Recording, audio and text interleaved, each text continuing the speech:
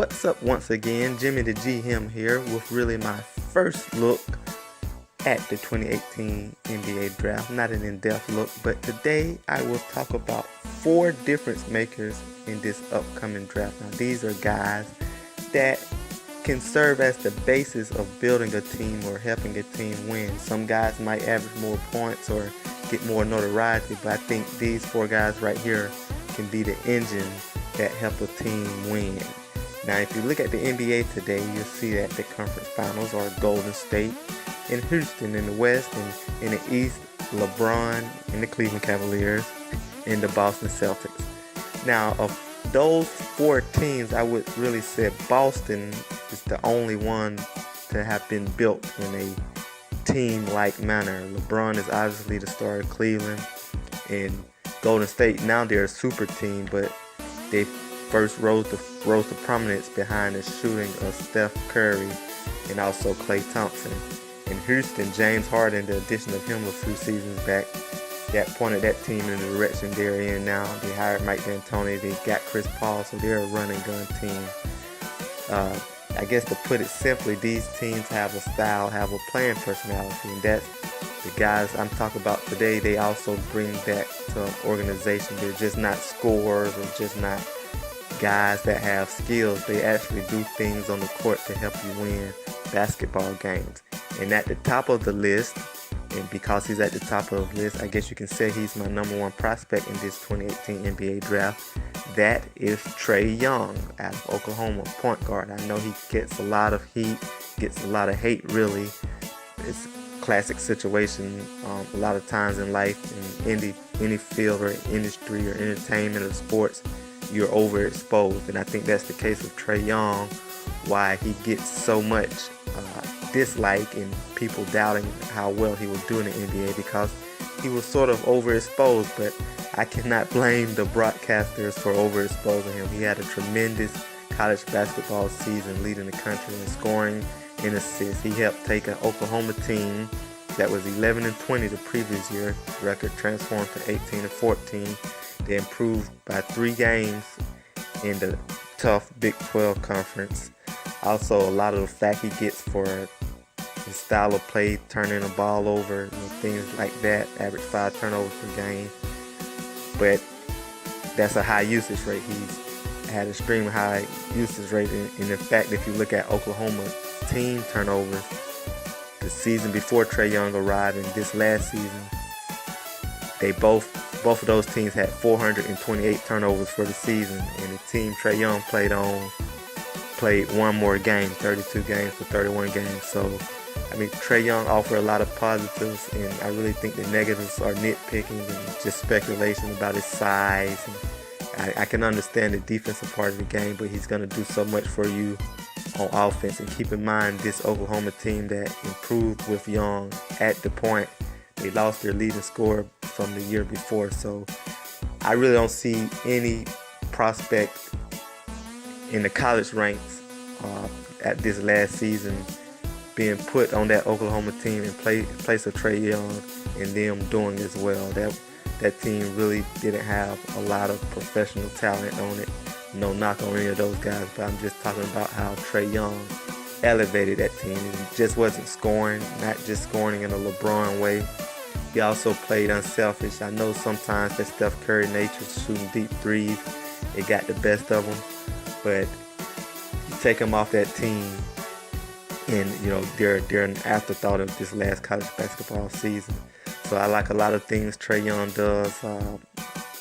He's very efficient shooting. He's a high volume shooter, but efficient at the same time. You might look at 42% from the field, but he was 49% from twos.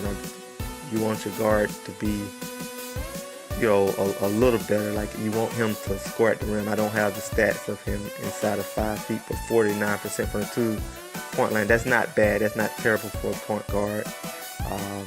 36% from 3-point land.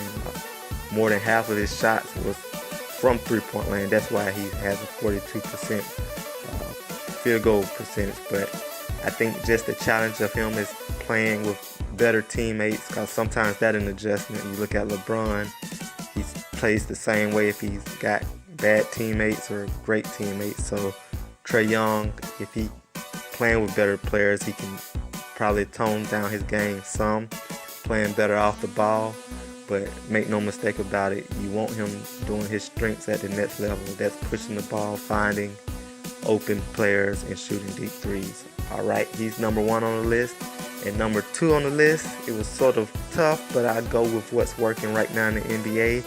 So number 2 on the list would be Luka Doncic. Yes, the point guard over for Real Madrid in Spain, over in Europe, playing EuroLeague basketball as well. When I see him play, I sort of see a James Harden type player. You can say Ben Simmons, but not with the athleticism.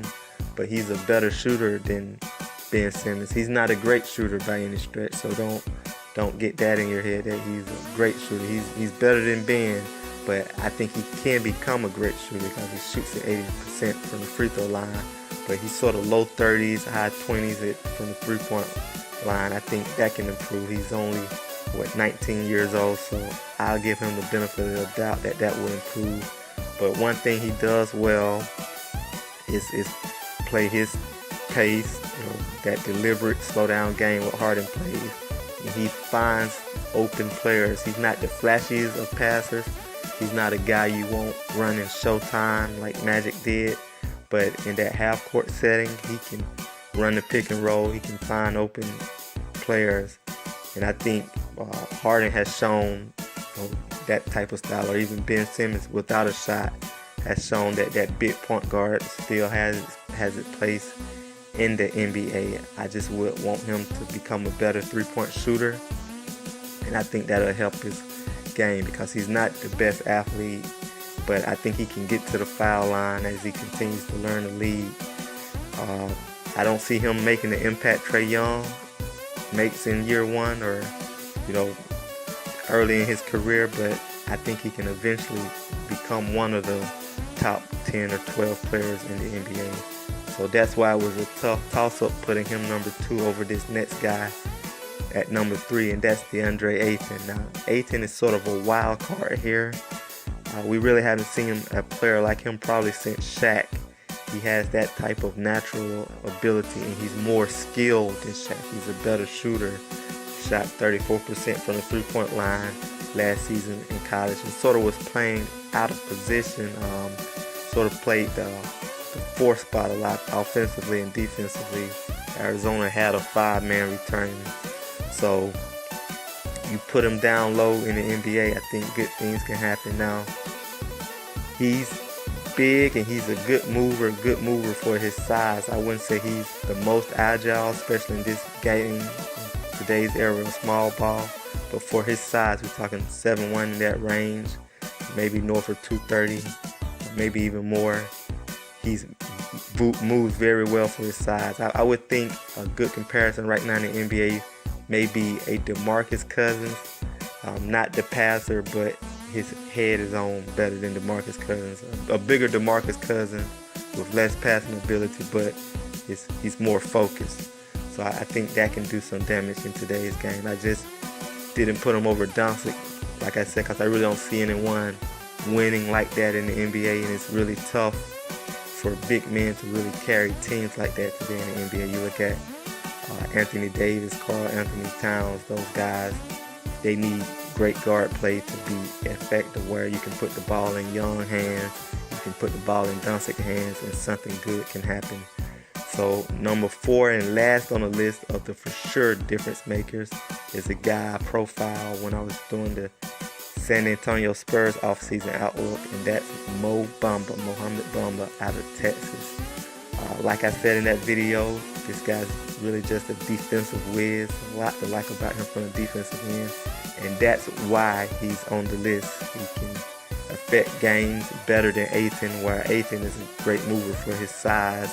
Bamba is a great mover. He can block shots, recover, help on picks, just everything you want from a defender this day and age. And I'm more comfortable with him going out to perimeter, closing out if he had to, contesting a three-point shot than Ayton, although Aiton was put in that position a lot last year at Arizona. And I think Bamba offensive game, I think that might be like the wild card in this whole scenario with him and the difference making he can make in the NBA, because Texas really didn't have a true point guard. You can say the same thing about Arizona really with Aiton, but I think Bamba could surprise some people with how easy it is for him to score if he gets to the right team, a team that can feature his athleticism and his quickness and just giving him easy opportunities to score.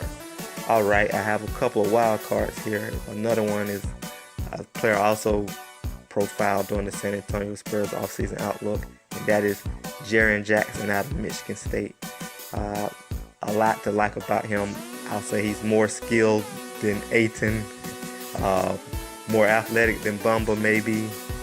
Big guys, 6'11", 7 foot, 230, 240 in that range. Can really shoot the three, can really jump out the gym. He just need more experience. So I didn't put him in the 4 because of his lack of experience and just getting in foul trouble and disappearing at times last season for Michigan State. But I definitely think years down the road we might look back and say he was one of the 2 or 3 best players in this draft. And another guy, a wild card, is a guy I profile for the Milwaukee Bucks offseason outlook, and that's Gilgeous-Alexander out of Kentucky. Now, the Canadian played 1 year at Kentucky, like most players do that comes up in the draft, but he averaged 5 assists per game with that ragtag Kentucky team. That shows his unselfishness, and he also hit all the shooting marks, 50% from 2-point land, 40% from 3, 80% from the free throw. He just has a smoothness about his game at 6'6" in that range that you just gotta love. He's a player that is only going to get better, and I think he can be a difference maker. He can be an all-star. He can be a leader of a team. You look at players like Victor Oladipo, Tyreke Evans. I think Gilgeous-Alexander upside is even greater. So it looking like he might go late lottery, but if I was picking and I had the opportunity to pick him 5th, 6th, 7th, what have you, he would definitely be on the radar. Now you might ask why I don't have Marvin Bagley on the list. Well, the way I look at Bagley, I see him as a scorer. I really don't see him as a defined role that has him helping you win games. You might say, well, scoring helps you win games, but someone also got to handle the ball, and if you're a scorer, you want to have some outside shooting on your team as well, and you want to be a presence on defense. And I don't see the playmaking as far as making plays for others with Bagley. I don't see the outside shooting threat. He really needs to improve there. I know he shot some outside, the 3-point land for Duke, but I think the better he gets there, the better he will become a difference maker. And I also don't see the defender Bagley, as you got to ask yourself what position will he defend, 3, 4. It shouldn't be 5 because he averaged less than 1 block per game even in all those minutes he played with the Blue Devils last year. I think 30 plus minutes, more than that. So I'm not the biggest Bagley fan as far as picking him as high as I've seen him forecast in the draft. I actually like someone like Miles Bridges better, just for the things I mentioned Bagley doesn't do, he can do, namely shoot it from the outside. I think he's more versatile, being able to play the wing in a small ball stretch 4. Bagley is a lot similar to me to John Collins, who was drafted by the Atlanta Hawks last year in the first round. So especially when I hear the Hawks considering Bagley, I have to wonder how they're going to put those two together. I wouldn't be surprised if Wendell Carter, a Bagley teammate at Duke, have more of an impact in the NBA. But that's just the way I see it. Jimmy the G-Him here, giving you a first look at my thoughts on the 2018 NBA Draft and the 4 difference makers I highlighted. If you like the video, press like and subscribe, and just stay tuned for more upcoming coverage on the NBA Draft, NBA Free Agency. Also, as the NFL season approaches, I have more football videos, training camps get underway and we start hearing about how players are performing. But thanks, and once again, push like and subscribe.